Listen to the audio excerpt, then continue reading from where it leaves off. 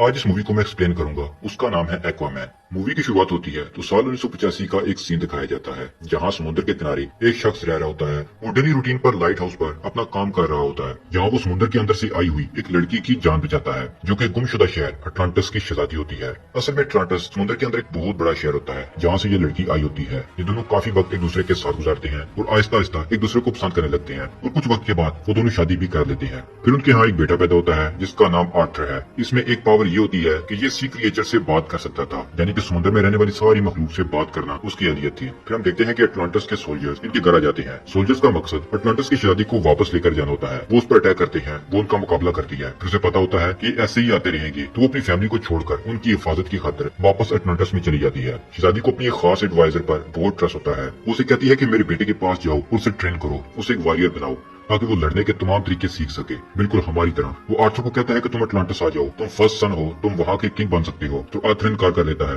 वो कहता है कि क्या उसकी माँ को सिर्फ इसलिए मारा गया कि उसने एक इंसान से प्यार किया था और मैं उनमें से हुआ एक हाफ ब्रीड बेटा हूँ। मेरे लिए ये वजह बिल्कुल फजूल है। मैं अटलांटिस बिल्कुल नहीं आऊंगा। अगले सीन में हम देखते हैं कि कुछ पायरेट्स रशियन सबमरीन को लूट रहे होते हैं। यहाँ पर आर्थर आकर उनको बचाता है। लड़ाई के दौरान उन पायरेट्स का लीडर मारा जाता है। इस लीडर का बेटा डेविड भी वहाँ मौजूद होता है। जब वो देखता है कि आर्थर यानी एक्वामैन ने उसके फादर को मारा है तो वो बदला लेने का ठान लेता है। अब आप फिल्म के एक और मेन कैरेक्टर को देखते हैं जिसका नाम ओर्म है, जो कि अटलांटिस का किंग बनने वाला होता है और ये आर्थर का सौतेला भाई भी है जो कि पानी के अंदर अटलांटिस में रहता है। जबकि हम जानते हैं कि आर्थर एक्वामैन जमीन पर पानी से बाहर रहता है। अब ओरम के पास समुद्र के अंदर मुख्तलिफ किंगडम्स के किंग्स आते हैं। ओरम कहता है कि हमें समुद्र से बाहर जमीन पर अटैक कर देना चाहिए क्योंकि वो लोग हमारे समुद्र को गंदा कर रहे हैं। तो एक किंग इनकार करता है, लेकिन वो जानता है कि अगर बाकी किंग्स में से 4 ने उसका साथ दिया तो ओरम को ओशन मास्टर का टाइटल मिल जाएगा, यानी कि ओरम कमांडर बन जाएगा और फिर उसी का हुक्म चलेगा। इसी तरह हम देखते हैं कि रशियन सबमरीन आती है और उन पर अटैक कर देती है। यहाँ ओरम इस किंग की जान बचाता है। ये देखकर वो ओरम का साथ देने का इरादा करता है। उस किंग की बेटी का नाम मीरा होता है। उसकी शादी ओरम से होने वाली होती है, लेकिन वो उससे शादी नहीं करना चाहती। तो उसे एक ही तरीका नजर आता है जो कि आर्थर है कि अगर आर्थर वहाँ आ जाए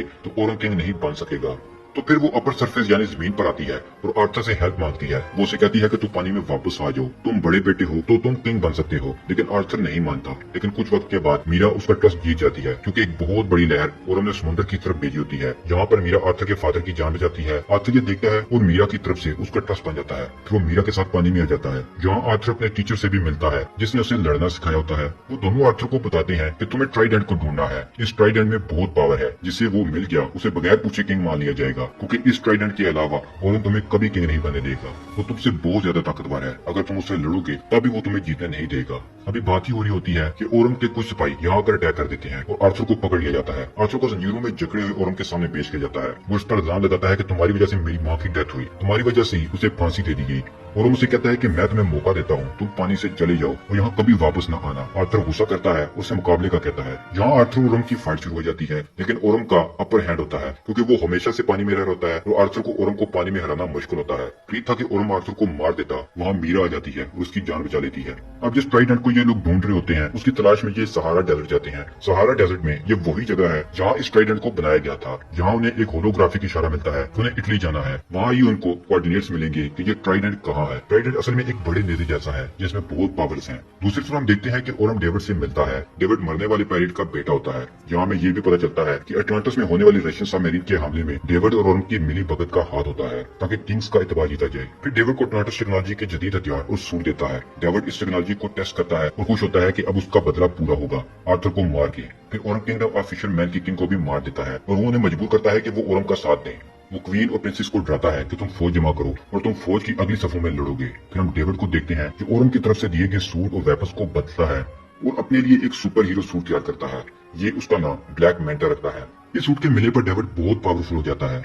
फिर हम देखते हैं कि आर्थर और मीरा इटली के अंदर जा रहे होते हैं और डेविड वहां उन पर अटैक कर देता है। फिर आर्थर और डेविड ब्लैक मैंटा की बहुत बड़ी लड़ाई होती है। फिर आर्थर डेविड को मारते हुए पहाड़ से नीचे फेंक देता है, लेकिन इस लड़ाई के दौरान आर्थर बहुत ज्यादा जख्मी हो चुका होता है। मीरा आर्थर के जख्म ठीक करती है और उसका हौसला बढ़ाती है। उसे कहती है कि तुम्हें किंग बनना है, तुम इतने कमजोर नहीं हो सकते, तुम्हें हिम्मत दिखानी होगी। और अब वो ट्राइडेंट की तलाश में निकल पड़ते हैं क्योंकि उन्हें कोऑर्डिनेट्स मिल चुके होते हैं। सफर के दौरान ये मुख्तलिफ मॉन्स्टर्स का सामना करते हैं। उनसे बचते बचाते वो अर्थ के दरमियान वाले हिस्से में पहुंच जाते हैं, यानी ये पूरी अर्थ का सेंटर है। जहाँ पहली बार वो अपनी माँ को देखता है, यानी क्वीन एटलांटा को।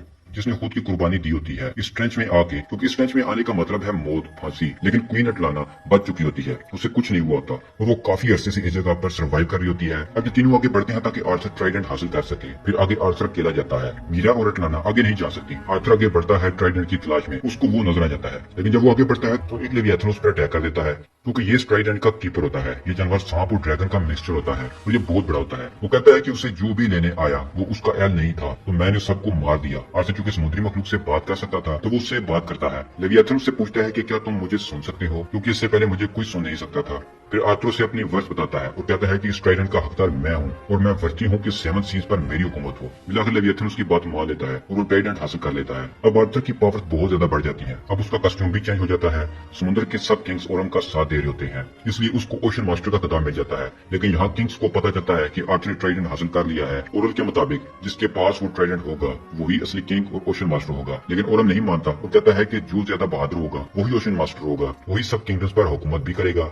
यहाँ फिर से आर्थर ओरम की लड़ाई होती है। ये लड़ाई एक सब मेरीन पर हो रही होती है। आर्थर ओरम को इस लड़ाई में हरा देता है, लेकिन उसे जान से नहीं मारता और उसको जिंदा छोड़ देता है। तो यहाँ पर क्वीन अटलाना भी सामने आ जाती है। वो जब जानता है कि आर्थर ने उसकी माँ की जान बचाई है तो वो अपनी किस्मत को मान लेता है और हार मानकर खुद की गिरफ्तारी दे देता है। अब अटलांटिस के सोल्जर्स उसे पकड़ ले जाते हैं और ये मूवी यहाँ पर खत्म हो जाती है।